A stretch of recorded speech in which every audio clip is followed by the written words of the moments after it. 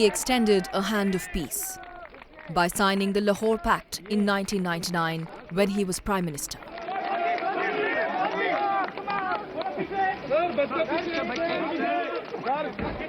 His reign saw the inauguration of a first-of-its-kind bus service connecting New Delhi and Lahore.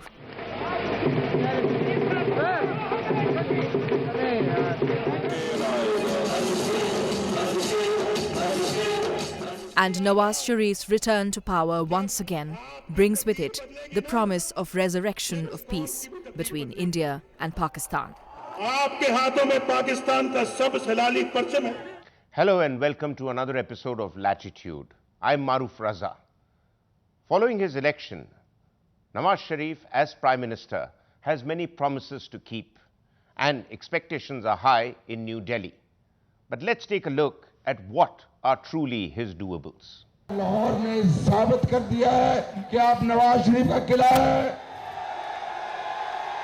Nawaz Sharif's victory in Pakistan's historic general elections became a certainty, celebrations broke out not just in Pakistan, but also in this part of India, near Amritsar, the ancestral village of Nawaz Sharif. These people were celebrating with the hope for peace across borders.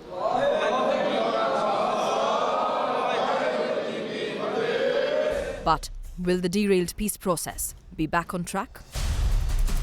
Pakistan has always been stressing on resolving the long-standing issues between India and Pakistan, the focus being the composite dialogue.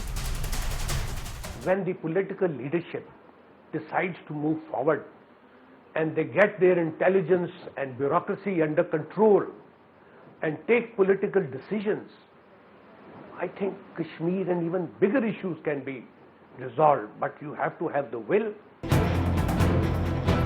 While New Delhi sees opportunity in this new change, an indicator of which was Prime Minister Manmohan Singh's gushing letter to Nawaz Sharif.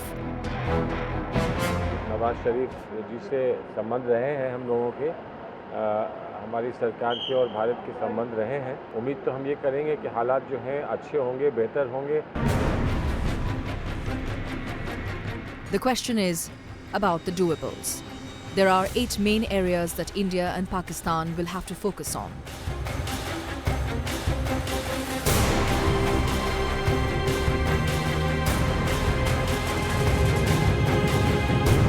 Of all the 8, the immediate issue that is considered as a doable is the issue of Sir Creek. We suggested that the middle segment, that the Sir Creek, can be made a free zone. When you come out of the land boundaries, the Sir Creek and the unresolved portion of the maritime boundary, 1/4, can be declared as a free fishing zone for both the parties. For India, terrorism is also an issue. India thinks Pakistan can deal with it, but has failed to crack down on the perpetrators of 26/11, the Lashkar-e-Toiba. And so far, Nawaz Sharif has shown no inclination whatsoever to target the terror group which is based in his party's stronghold of Punjab province. Nawaz Sharif will have many internal constituencies to deal with in order to take some adequate measures against them. But nevertheless, this remains doable, and we expect Nawaz Sharif to keep his word and take some action. Also, given Sharif's tumultuous relationship with the military, will the new Prime Minister be able to make the army give up on its traditional reflexes against India? General Parvez Kiani has repeatedly said that it's for the civilian elected government to make policy, and we'll carry out whatever policy. And I think they have also kept a distance from politics, so both elections have been 2008 and now have been free and fair. So I think I don't expect any difficulty on that score. The expectations that India has from Nawaz Sharif are high, but considering the challenges he faces on many fronts, India ought to move with caution and see words translate into action and the doables into reality. Clearly, for Mr. Nawaz Sharif, there are a number of challenges, but there are certain areas on which he can deliver. And with us is Mr. Siddiq Al Farooq, the senior spokesperson of the PMLN. My first question to you is, what are Mr. Sharif's challenges and on what areas can he deliver in the short term? Being very experienced and committed leader, he will work with his team at the same time on all fronts.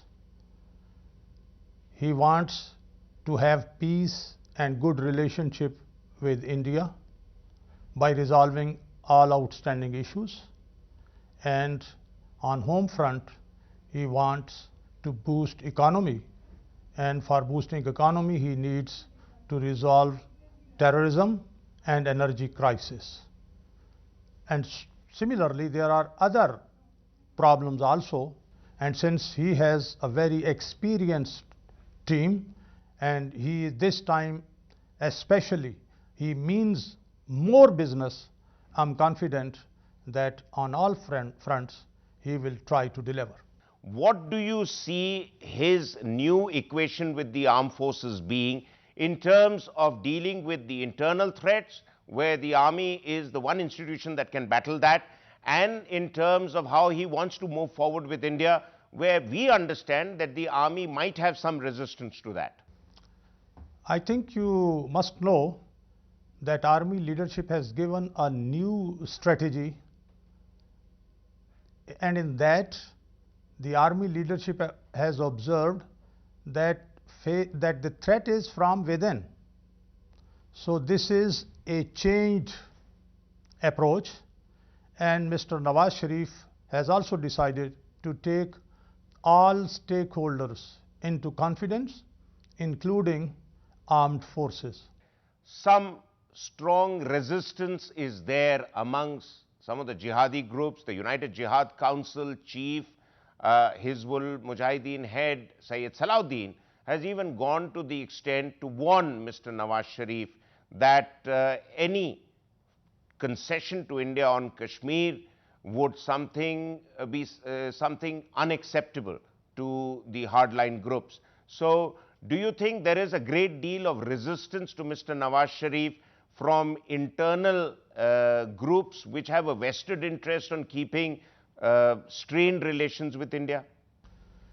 Giving concession to India or concession to Pakistan is, I think, not proper approach. If somebody levels allegations, these allegations are baseless. We have to sit together and in consultation with the people of Jammu and Kashmir on both sides of line of control, we want to find solution, and this time there is great will. Prime Minister Nawaz Sharif's government here will provide a golden opportunity to Indian leadership to accommodate his point of view too and come up with a solution which is in the best interest of the region, both the countries and the people of Jammu and Kashmir, so that relations are normalized and we spend all available resources for the well-being of the masses. Its history has shown that whenever India and Pakistan have tried to move forward bilaterally, there has been an unhappy incident which has hijacked that relationship from the good note that it is in, whether it was Kargil or the Mumbai 26/11 attacks and incidents like that. Do you see that there is a confidence in your government that you'll not let another 26/11 type incident have? And more importantly, is Mr. Nawaz Sharif going to be able to relook at the investigations of 26/11 to India's satisfaction? If India insists that everything must go according to Indian priorities, that I think will not be objective approach. We have to accommodate each other, and I'm confident that no incident this time, as you mentioned or referred to, will occur, but both the governments, leaderships of both the countries must be positive, and God forbid, if there is any chance or any such movement, both leaderships must take each other into confidence and should not be pushed by that issue. Thank you, Mr. Farooq.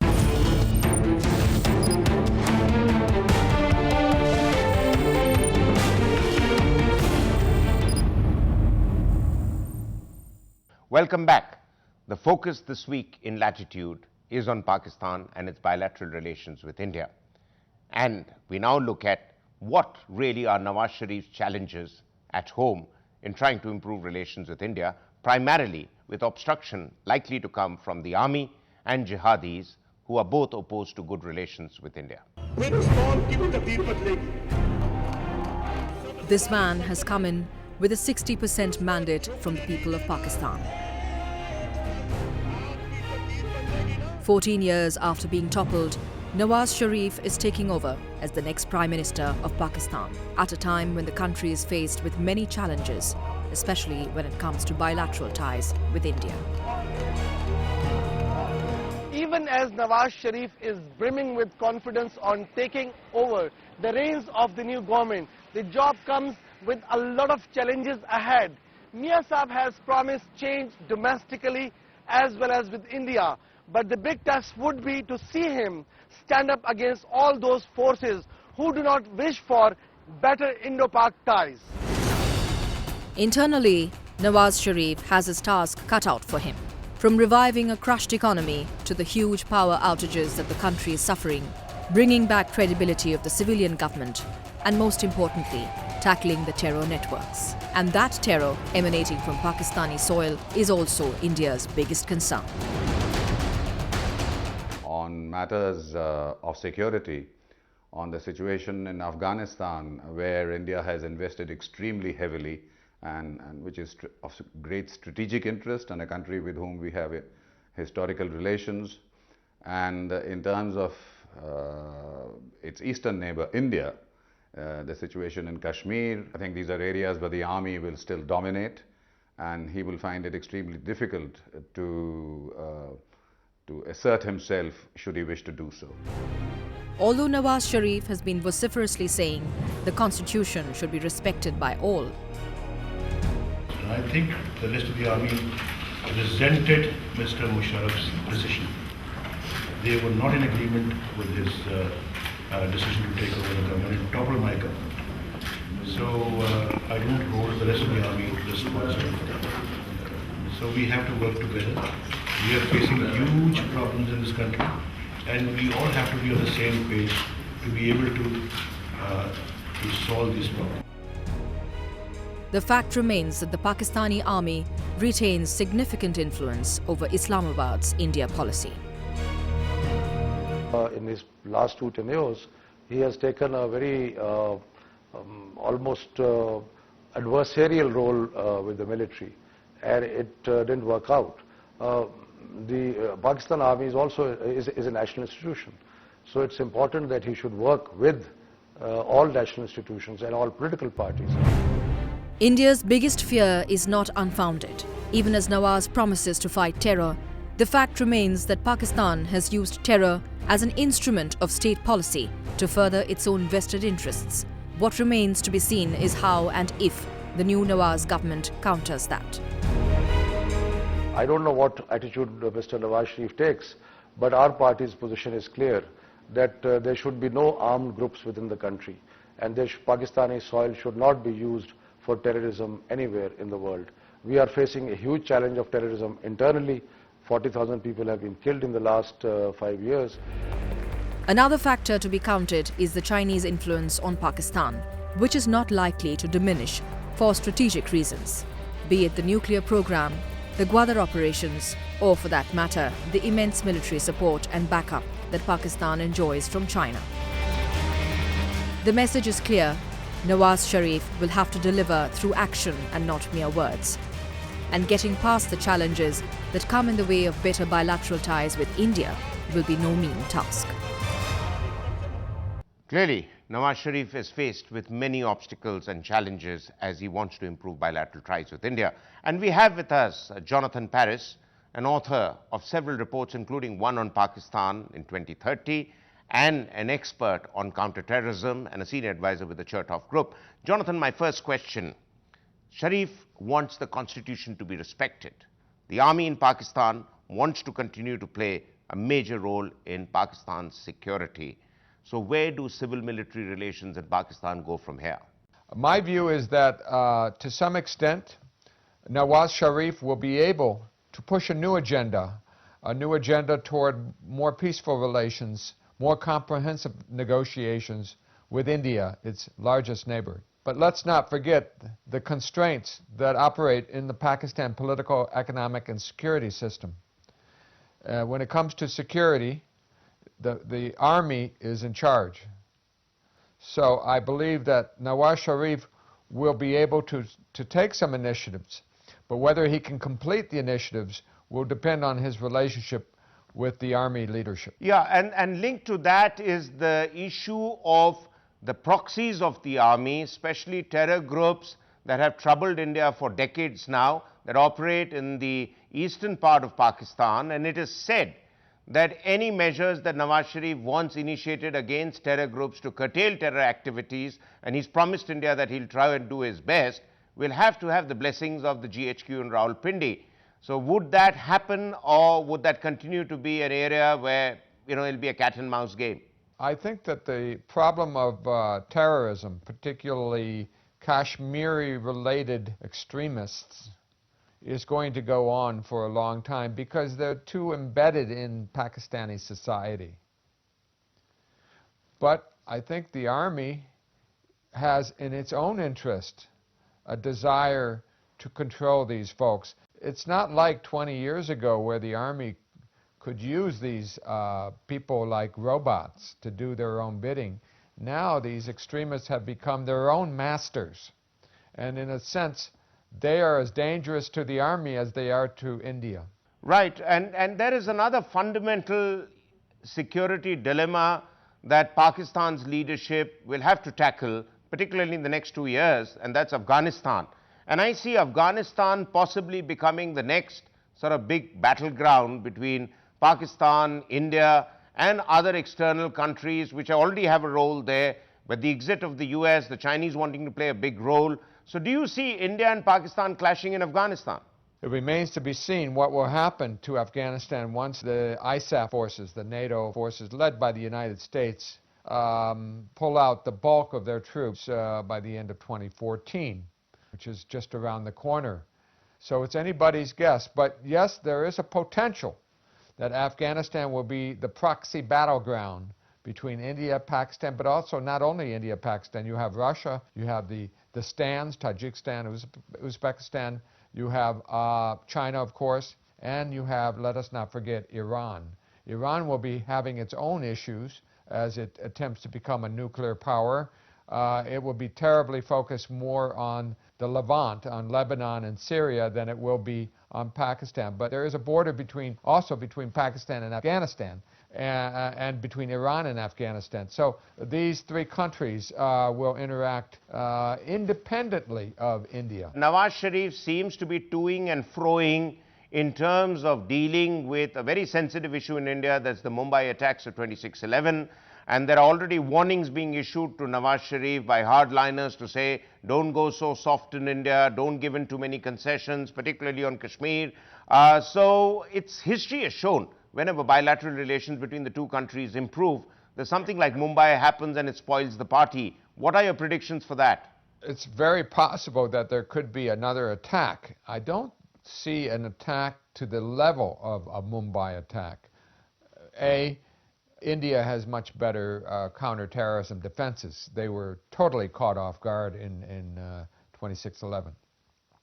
But B, I don't think it's in the interest of Pakistan, either the army or the government, to allow any such attack. Now, the question is, can these extremists do an attack without the army's approval and, of course, without Nawaz Sharif's approval? And I think what you're saying in the question is there a possibility that Nawaz Sharif will wink, give like a yellow light, an amber light to these extremists, while not telling them to do an attack, will kind of, will not tell them not to do an attack, if you know what I mean. And that is a serious problem. Learning to live with them would be the phrase. Yes, yes. So there is a danger that we could have a cross-border attack, and that will provoke India to a response. And let us not forget that the fundamental cause of problems between India and Pakistan is the insecurity of Pakistan, in particular the insecurity of Pakistan's military. Well, that's an interesting point, Jonathan. Clearly, the insecurity of Pakistan and its institutions and the non-state actors leads Pakistan to continue to challenge India. But most importantly, people in New Delhi will need to watch very carefully how the Pakistan army responds to Sharif's efforts to improve relations with India. We'll be back next week with another episode of Latitude. Until then, thank you and goodbye.